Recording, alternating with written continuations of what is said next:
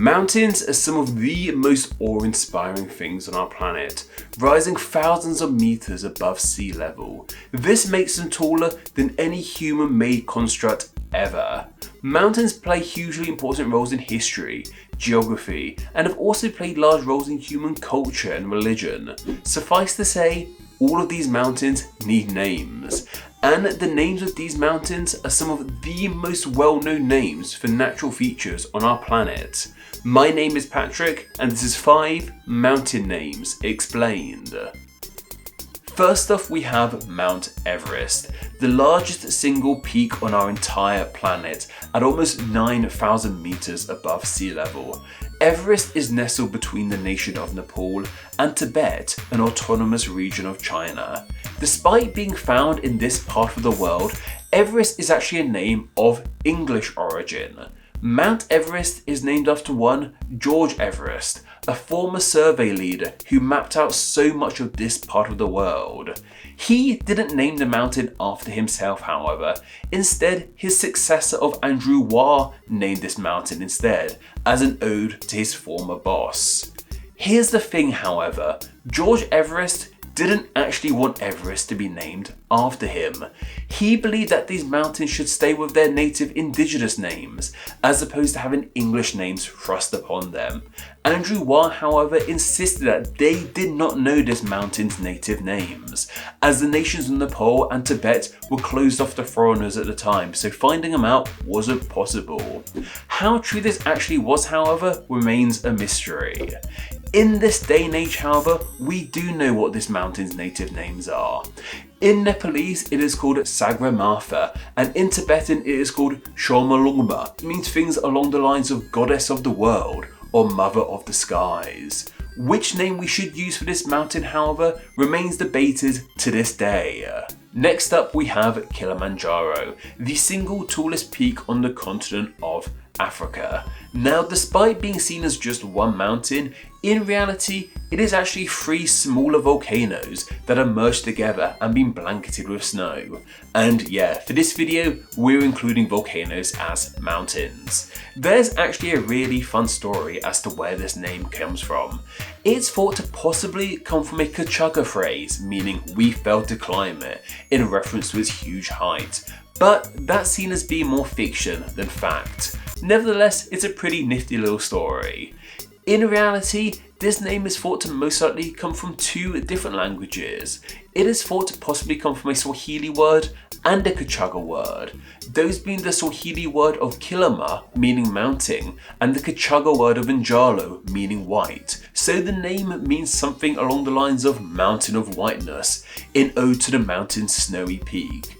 It's great to see that unlike Everest, Kilimanjaro hasn't had an English name thrust upon it. Before we continue, I want to say a huge thank you to my most recent super thanks lever. So a huge thank you to one Imelda G1394. Super thanks are a terrific way to make a one-time donation to help support Name Explain, and they can be left in the comment section of any of my YouTube videos. Patreon, however, is the single best way to help support Name Explain. By donating just $1 a month on Patreon, you get ad-free videos, a chance to say what names get explained, an exclusive monthly newsletter, and your name at the end of all of these videos. All of that can be found at patreon.com/nameexplain, which will be linked down below. Super thanks and Patreon help out tremendously. Thank you.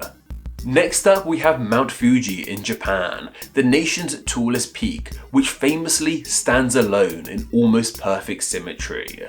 In Japanese, Mount Fuji is called Fuji-san. Now, this sun has nothing to do with the honorific title of sun used in Japanese for people. In this case, sun means mountain, coming from a Japanese translation of a Chinese character. A little bit confusing to say the least. As to what Fuji itself means, well, we don't seem to be too sure. There are multiple theories about what the name might mean. The modern kanji characters of the name Fuji mean things like man of status and wealth, so the mountain's name might mean something like man of wealth. As to why it would mean this, we don't seem to be too sure. There are other theories as to what the name might mean.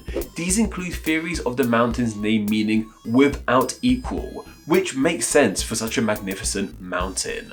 One other theory is that the name isn't of Japanese origin, but instead from the Ainu language, a language spoken by an indigenous group of people in Japan's northern island of Hokkaido. These people have a god named Fuji, who is their god of fire, so it's believed that Mount Fuji might be named after this fiery god. But this is one of those cases where we aren't exactly sure as to where the name comes from. For our next entry, we have the Matterhorn, which inexplicably has a definitive article at the start of it for some reason. Like Everest, this mountain is actually nestled between two nations, those being Switzerland and Italy. The horn part of this name should make an awful lot of sense. I mean, just look at this thing. It looks like an animal's horn piercing through the earth or something. The matter part of this name is actually Germanic in origin, meaning meadow. This is a reference to the greenery at the mountain's base, so the name means something like the horn of the meadow, which makes an awful lot of sense. Like Everest, this mountain has a couple other native names too, those being a French name and an Italian name. These two names are also pretty similar, however. In Italian it is called Cervino, and in French it is called Cervine. These both mean a pretty similar thing, that being Forest Mountain, once again in reference to the greenery at the mountain's base. And of course, there is another Matterhorn on our planet, though that one is at Disneyland, California, and has an average wait time of about 40 minutes. And finally, we have the Unnecessary Mountain. Like, that is quite literally its name. This mountain can be found in the nation of Canada, and there's a pretty fun story as to how it got that name. There is another popular mountain in Canada called the Lions, which many people want to go travel, climb and explore over. But to get to that mountain of the Lions, you have to go over our mountain. Many climbers felt annoyed that they had to climb this, well, unnecessary mountain to get to the lines they really wanted to get to, so it was dubbed the Unnecessary Mountain. Eventually a trail was actually put in this part of the country so people could go directly to the lines without having to climb this unnecessary mountain, making it well and truly unnecessary. Hence why it has that name, because it is, well, unnecessary. And that's 5 mountain names explained. Let me know some other interesting mountain names I might have missed out on down in the comments below. Also, please suggest some other subject areas to be covered in next Monday's 5 Names Explained video. They can be on literally anything and be as niche or broad as you like. I will then pick 3 subject areas to be placed in a poll exclusively for my patrons to vote on, and then the winning subject area from that poll will be covered in next Monday's 5 Names Explained video. So if you want to vote in that poll, as well as enjoy other amazing benefits, then why not visit patreon.com/nameexplain, which will be linked down below. You can enjoy all of that by donating just $1 a month. Thank you. Anyway, that's more than enough from myself, but don't forget to go follow me on Instagram where I'm NameExplainYT, and don't forget to go join the Facebook group of Friends of Name Explain, where you can talk with myself and many other name nerds. Okay all, take care. Okay, so take 1. Who helped map out so much of... it went bad. Which innate... I was so close. I'm going to try it again. I only got 1 super thanks this time, and it's from my mum. Cheers, mum. By donating? My god. It instead comes from a Japanese? That's like a mix of China and Japanese. Let's go again. The Anu people are people in northern Japanese. A mountain. And Jonate. That's a word.